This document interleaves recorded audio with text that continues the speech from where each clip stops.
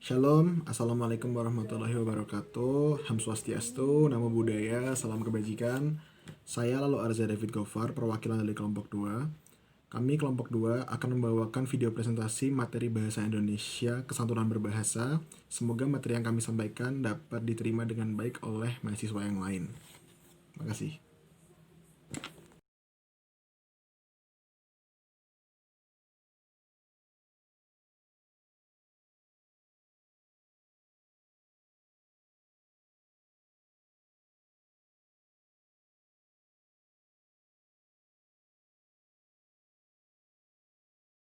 Perkenalkan, nama saya Iyas Luciana Monica. Perkenalkan, nama saya Lalu Arza David Gofar. Saya Ari Devi Farhadiba. Perkenalkan, nama saya Nabila Saidah. Nama saya Nova Briliana. Perkenalkan, nama saya Septiana Dwiananda Putri. Di sini saya akan menjelaskan materi tentang apa yang dimaksud dengan kesantunan berbahasa. Kesantunan berbahasa merupakan kehalusan dan baik budi bahasanya juga tingkah lakunya.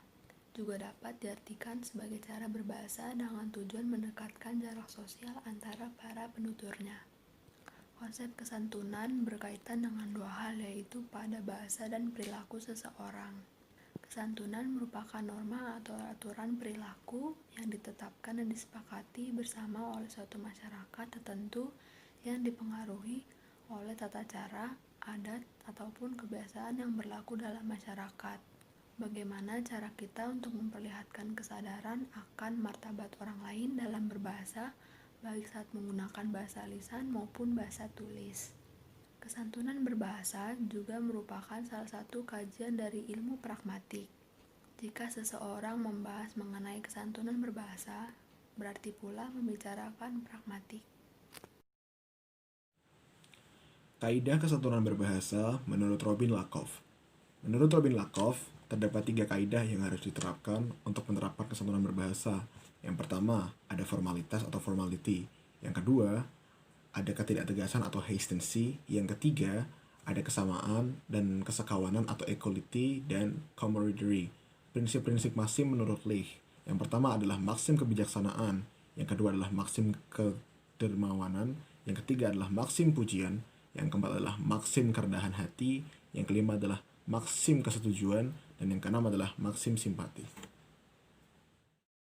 Prinsip atau Maxim kesantunan berbahasa dan juga teori wajah kesantunan berbahasa menurut para ahli. Selain Maxim yang disampaikan oleh Leach, ada pun Maxim lainnya dari salah satu sumber yang menyatakan bahwa Maxim itu terbagi menjadi 4, yaitu 1. Maxim kualitas, di mana Maxim ini menuntut kita untuk berbicara yang sebenarnya. Dan yang kedua, ada Maxim kuantitas, yaitu Maxim yang menuntut kita sebagai penutur untuk berbicara secukupnya. Yang ketiga, ada Maxim relevansi, di mana Maxim ini menuntut kita untuk memberikan percakapan yang relevan sesuai situasi percakapan tersebut. Yang keempat, ada Maxim cara, di mana Maxim ini menuntut kita sebagai penutur untuk berbicara secara langsung, lugas, dan tidak berlebihan.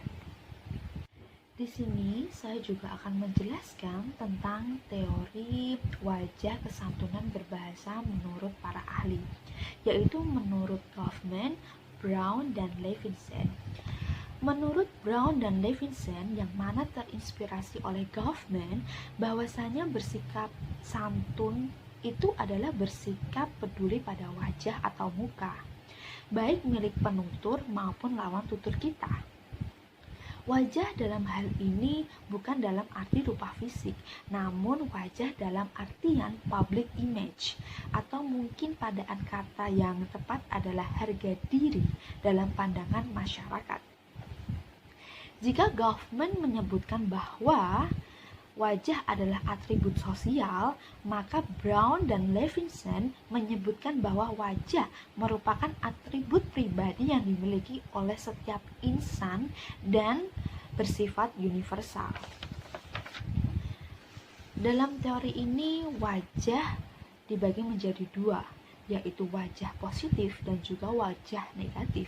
Untuk wajah pengancam itu adalah sebagai teori tambahan. Oke, untuk wajah positif ini terkait dengan nilai solidaritas, ketakformalan, pengakuan, dan kesekoncoan. Bisa disebut jika wajah positif berkaitan dengan nilai-nilai keakraban antara penutur dan lawan tuturnya. Untuk mimik wajahnya sendiri itu mencerminkan atau menunjukkan ekspresi jika penutur dan lawan tuturnya itu dia seperti itu nyaman untuk saling berbicara satu sama lain. Dan untuk wajah negatif bermuara pada keinginan seseorang untuk tetap mandiri, bebas dari gangguan pihak luar, dan adanya penghormatan pihak luar terhadap kemandiriannya itu. Berbeda dengan wajah positif yang mana penutur dan lawan tuturnya sama-sama mengharapkan terjaganya nilai-nilai keakraban, ketakformalan, dan kesekoncoan, maka wajah negatif ini di mana penutur dan lawan tutur mengharapkan adanya sebuah jarak sosial, di mana untuk wajah negatif ini keduanya memiliki jarak tersendiri untuk atau sebagai batasan antara satu sama lain.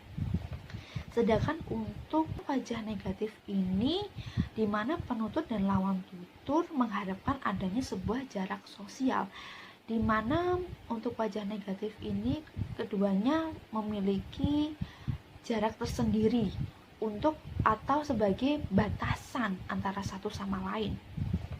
Sedangkan untuk wajah pengancaman sebagaimana dijelaskan jika kesantunan atau kesopanan berbahasa dapat diartikan sebagai sebuah penunjukan mengenai kesadaran terhadap wajah orang lain, maka wajah seseorang akan mengalami ancaman ketika seseorang penutur menyatakan sesuatu yang mengandung ancaman terhadap harapan-harapan individu yang berkenaan dengan nama baiknya sendiri.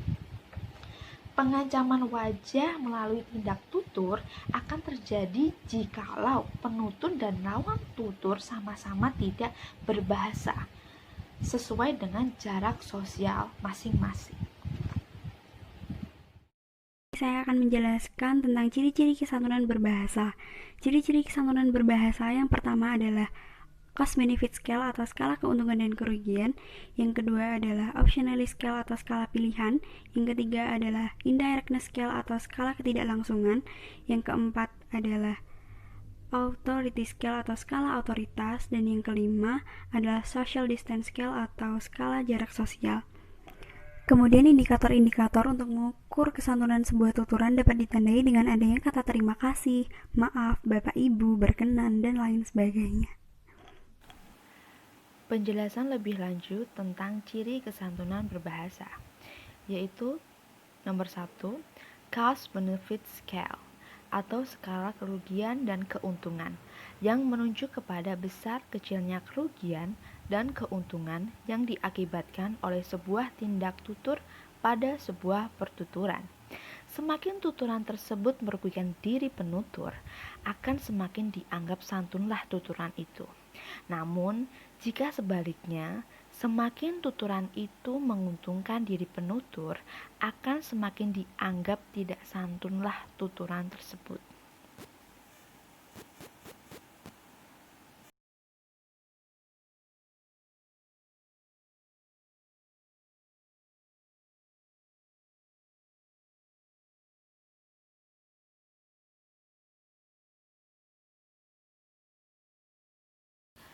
Yang kedua ada optionality scale atau skala pilihan, di mana skala ini menunjuk kepada banyak atau sedikitnya pilihan yang disampaikan oleh si penutur kepada si lawan tutur dalam kegiatan bertutur. Semakin pertuturan itu memungkinkan penutur atau lawan tutur menentukan pilihan yang banyak dan leluasa, akan dianggap semakin santunlah tuturan itu. Sebaliknya, apabila pertuturan itu sama sekali tidak memberikan kemungkinan memilih bagi si penutur dan si lawan tutur, maka tuturan tersebut dianggap tidak santun. Yang ketiga ada indirectness scale atau skala ketidaklangsungan, di mana skala ini menunjuk kepada peringkat langsung atau tidak langsungnya maksud sebuah tuturan. Semakin tuturan itu bersifat langsung, akan dianggap semakin tidak santunlah tuturan itu. Demikian pula sebaliknya, semakin tidak langsung maksud tuturan tersebut, maka akan dianggap semakin santunlah tuturan itu.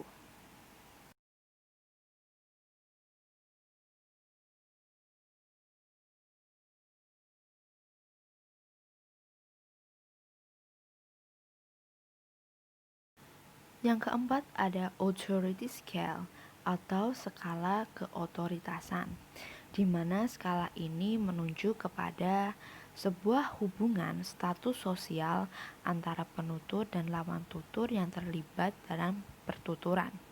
Semakin jauh jarak peringkat sosial atau rank rating antara penutur dengan lawan tutur, maka tuturan yang digunakan akan cenderung menjadi semakin santun. Namun, sebaliknya, jika semakin dekat jarak peringkat status sosial di antara keduanya, akan cenderung berkuranglah peringkat kesantunan dari tuturan yang digunakan dalam bertutur itu. Yang terakhir ada social distance scale atau skala jarak sosial, yang dimana skala ini menunjukkan kepada peringkat hubungan sosial antara si penutur dan lawan tutur yang terlibat di dalam sebuah pertuturan. Ada kecenderungan bahwa semakin dekat jarak peringkat sosial di antara keduanya, akan menjadi semakin berkuranglah santunan pertuturan yang disampaikan oleh kedua lawan tutur ini. Namun sebaliknya, semakin jauh jarak peringkat sosial antara penutur dengan lawan tutur, maka akan semakin santunlah tuturan yang digunakan dalam pertuturan tersebut. Penjelasan lebih lanjut tentang indikator-indikator untuk mengukur sebuah kesantunan dalam tuturan. Yang pertama adalah kata tolong. Gunakanlah kata tolong untuk meminta bantuan kepada orang lain. Yang kedua adalah kata maaf. Gunakanlah kata maaf untuk tuturan yang diperkirakan akan menyinggung perasaan orang lain. Yang ketiga, kata terima kasih. Gunakanlah kata terima kasih sebagai penghormatan atas kebaikan orang lain. Yang keempat adalah kata berkenan. Gunakanlah kata berkenan untuk meminta kesediaan orang lain untuk melakukan sesuatu kepada kita. Yang kelima, kata beliau. Gunakanlah kata beliau untuk menyebut orang ketiga yang dihormati. Dan yang terakhir adalah kata bapak atau ibu.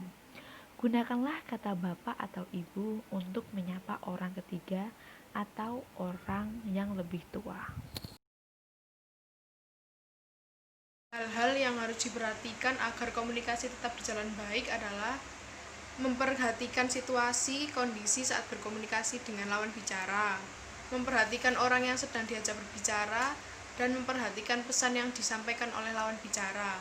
Hal ini memberi kesan menghargai ketika berkomunikasi dengan orang lain. Memperhatikan cara penyampaiannya juga, serta menggunakan bahasa yang sopan ketika berbicara dengan orang lain. Menjaga martabat dan perasaan lawan bicara, serta menghindari hal yang tidak baik atau kurang baik bagi lawan bicara.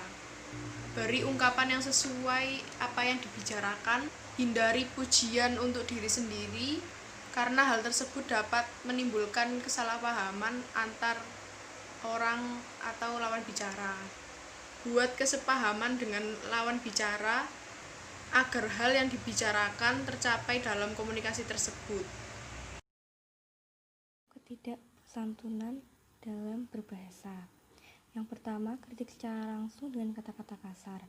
Dengan memberikan kritik secara langsung menggunakan kata-kata yang kasar tersebut dapat menyinggung perasaan lawan tutur sehingga dinilai tidak sopan. Yang kedua, dorongan rasa emosi penutur.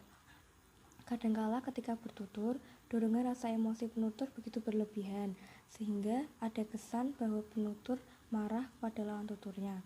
Tuturan yang diungkapkan dengan rasa emosi oleh penuturnya akan dianggap menjadi tuturan yang tidak santun.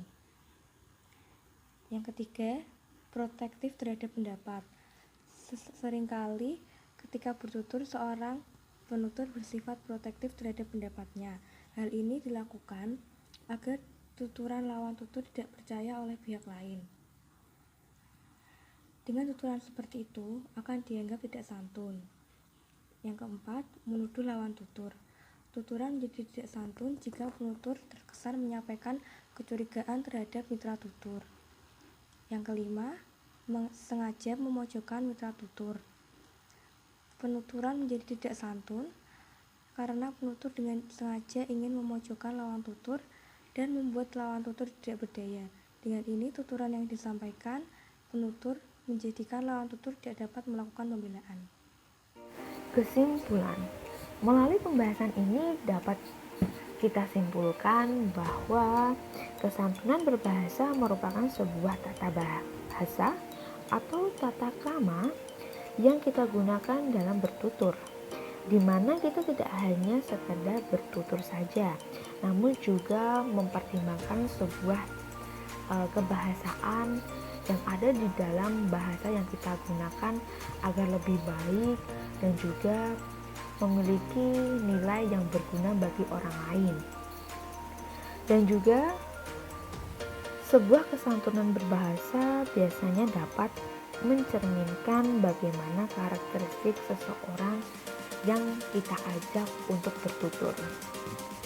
Kesantunan berbahasa ini bersentral pada jarak sosial, yang mana sekaligus mengatur tata krama berbahasa kita.